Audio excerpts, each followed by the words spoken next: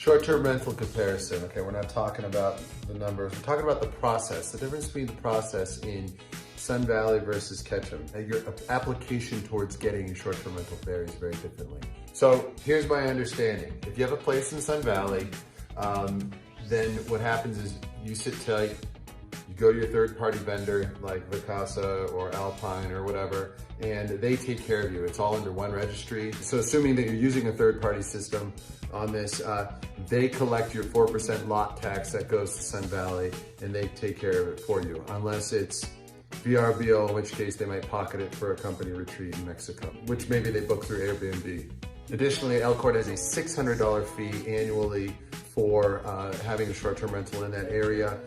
Otherwise, it's not a big to-do.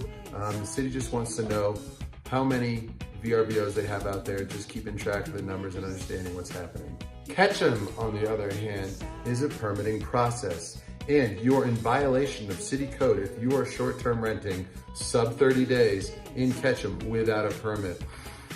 Expect to pay $500 and change for your permit, and then an additional amount for any codes that needs updating and safety. Ketchum's whole MO is that health and safety. So they want to make sure that every property that's short-term rented will meet safety standards. In addition, not everywhere in Ketchum is eligible for short-term rentals either.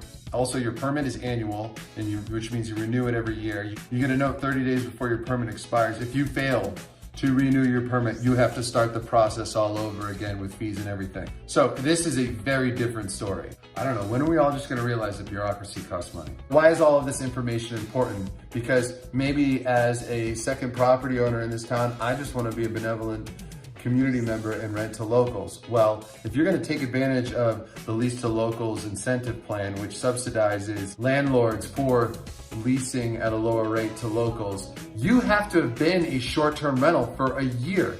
So here's what you're gonna do. Ignore the local population, short-term rent for a year, then apply for the short-term rental program, and then you get to play here.